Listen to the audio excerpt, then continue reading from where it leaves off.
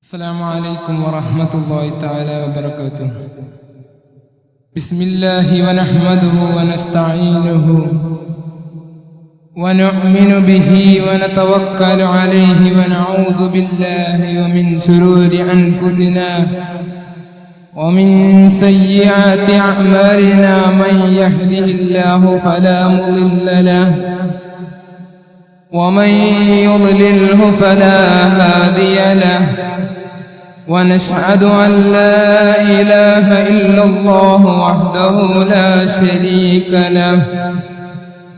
ونشهد أن محمدا عبده ورسوله أرسله بالهدى لدين الحق ليظهره على الدين كله ولو كره المشركون. സ്നേഹാദരവുകൾ നിറഞ്ഞ ഉസ്താദുമാർ, എൻ്റെ ശബ്ദം ശ്രവിക്കുന്ന മുതഅല്ലിം സുഹൃത്തുക്കൾ, നബി മുഹമ്മദ് മുസ്തഫ സല്ലല്ലാഹു അലൈഹി വസല്ലം തങ്ങളോടുള്ള ഹുബ്ബ് നാം എത്ര വർദ്ധിപ്പിച്ചാലും തീരാത്ത ഒരു സംഗതിയാണ് നബി തങ്ങളോടുള്ള ഹുബ്ബ്. പ്രവാചകൻ മുഹമ്മദ് മുസ്തഫ സല്ലല്ലാഹു അലൈഹി വസല്ലം തങ്ങൾക്ക് ഒരു വ്യക്തി അവന്റെ കൽബിൽ ഹബീബായ സല്ലല്ലാഹു അലൈഹി വസല്ലം തങ്ങൾക്ക് വേണ്ടി ഹുബ്ബ് നൽകിയാൽ ആ ഹുബ്ബ് നൽകിയതാണ് ഒരു മുഅ്മിനാകണമെങ്കിൽ യഥാർത്ഥ രൂപം അതാണ്.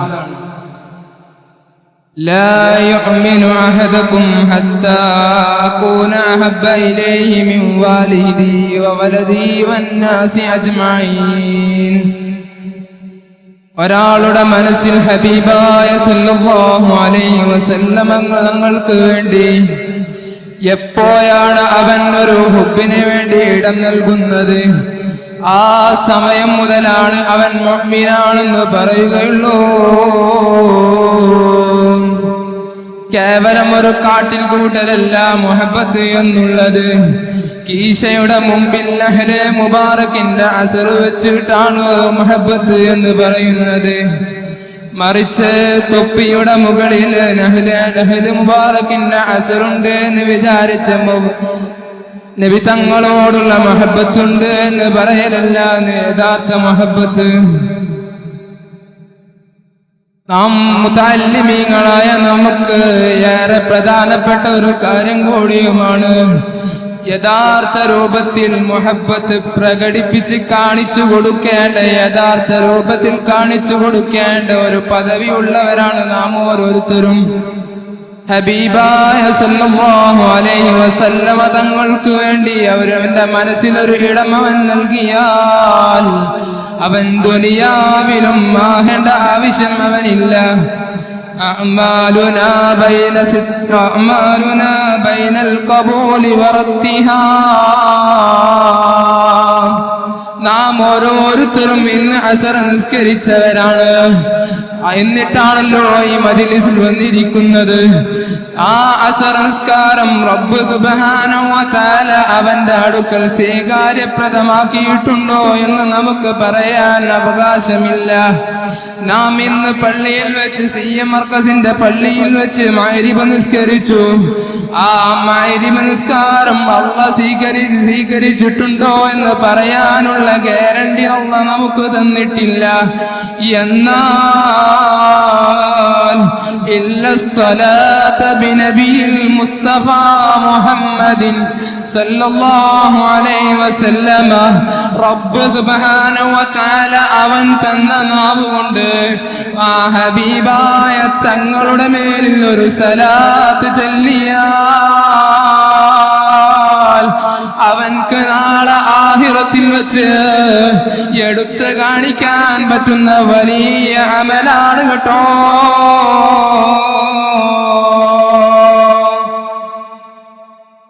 എത്രത്തോളം എന്ന് വെച്ചാൽ ഒരു കാഫിറായ മനുഷ്യൻ അവന്റെ ഹൃദയത്തിൽ നബി തങ്ങളോട് ഹുബ്ബ് വെച്ചാൽ അവൻക്ക് വരെ നാളെ ആഖിറത്തിൽ വെച്ച് വലിയ അമലാണ്. അതിന് ഉദാഹരണമായിട്ട് കിതാബുകളിൽ തന്നെ കാണാം. അബൂലഹബ് എന്ന ദുഷിച്ച വ്യക്തിക്ക് പോലും അല്ലാഹുവിന്റെ റസൂലിനെ ഒരു പ്രാവശ്യം അവൻ സ്നേഹിച്ചിട്ടില്ലേ. അത് കാരണം നരകത്തിൽ വെച്ചവൻക്ക് ശുദ്ധജലം ലഭിക്കുന്നുണ്ട്. ഖുർആൻ തന്നെ പറയുന്നുണ്ട് അബൂലഹബ് നരക അവകാശിയാ.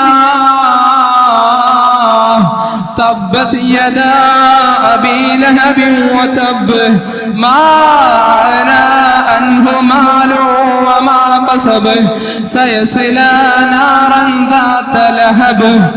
അല്ലാഹുവിന്റെ റസൂലിനെ ദുഃഖിച്ച, അല്ലാഹുവിന്റെ റസൂലിനെ ഇൻസൾട്ടാക്കി സംസാരിച്ച, അല്ലാഹുവിന്റെ റസൂലിനെ അവഗണിച്ച് സംസാരിച്ച അബൂലഹബ് നരകത്തിലാണ്.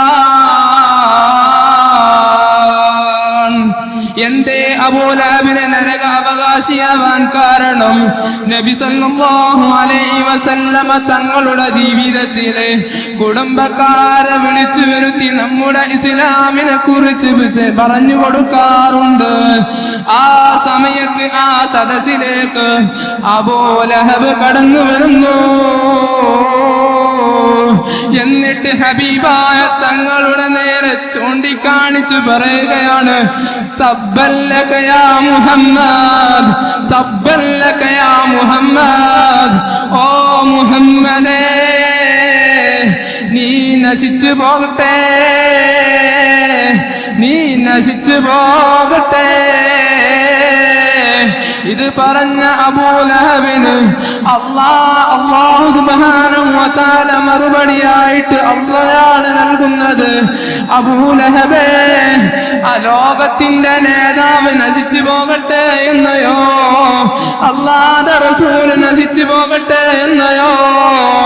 ഇല്ല ഇല്ല ഇല്ല, ലോകത്തിന്റെ നേതാവ് നശിച്ചു പോകുകയില്ല. മറിച്ചോ നിന്റെ കാര്യം ഭയാനകരമാണ്. അബൂലഹബിനെ കുറിച്ച് നമുക്ക് പഠിക്കാൻ എടുത്താൽ നമുക്ക് പഠിക്കാൻ പറ്റും. ആയിരക്കണക്കിന് നീളമുള്ള സ്ഥലത്തിന്റെ ഉടമയാണ് അബൂലഹബ്. കിലോമീറ്റർ നീളമുള്ള സമ്പത്തിന്റെ ഉടമയാണ് അബൂലഹബ്.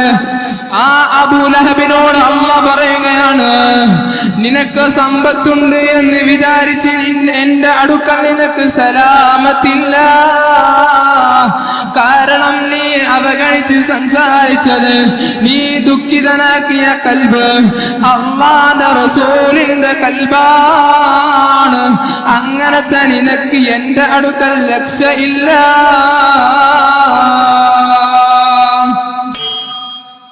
അവസാനമായിട്ട് അബൂലഹബിന് അല്ലാഹു സുബ്ഹാനഹു വ തആല ചാർത്തിക്കൊടുത്ത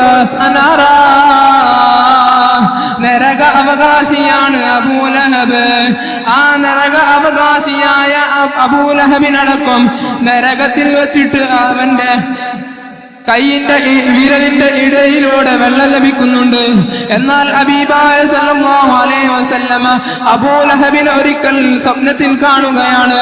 ആ സമയത്ത് അബൂലഹബിനോട് അല്ലാഹുവിന്റെ റസൂൽ ചോദിക്കുകയാണ്, ഓ അബൂലഹബ്, എന്താണ് നിന്റെ ഹാല് എന്ന് ചോദിച്ചപ്പോൾ അബൂലഹബ് അല്ലാഹുവിന്റെ റസൂലിനോട് പറയുകയാണ്, ഞാൻ നരകത്തിലാണ്. ആ നരകത്തിലുള്ളവൻക്ക് പക്ഷേ എനിക്കൊരു കാര്യമുണ്ട്, എനിക്കൊരു സന്തോഷമുണ്ട്. എന്റെ വിരലിന്റെ ഇടയിലൂടെ ഹമീം എന്ന തിങ്കളാഴ്ച എല്ലാവർക്കും വെള്ളം കൊടുക്കുന്ന സമയത്ത് എനിക്ക് നരകത്തിലുള്ള എനിക്ക് ശുദ്ധജലം ലഭിക്കാറുണ്ട്. മറിച്ച് അത് എന്തുകൊണ്ടാണ്? ആമിന ബിബി റളിയല്ലാഹു അൻഹ അഷ്റഫുൽ ഖൽഖ് സല്ലല്ലാഹു അലൈഹി വസല്ലമയെ ജനിച്ച സമയത്ത് ആ വാർത്ത എങ്ങാനും അറിയിച്ചത് കൊണ്ടാണ്, അബൂ ലഹബാണ് ആ വാർത്ത അറിയിച്ചത്. അതുകൊണ്ട് ഹബീബായ സല്ലല്ലാഹു അലൈഹി വസല്ലമയെ സ്നേഹിച്ചത് കൊണ്ട് അവൻക്ക് നരകത്തിൽ വെച്ച് വെള്ളം ലഭിക്കാറുണ്ട്.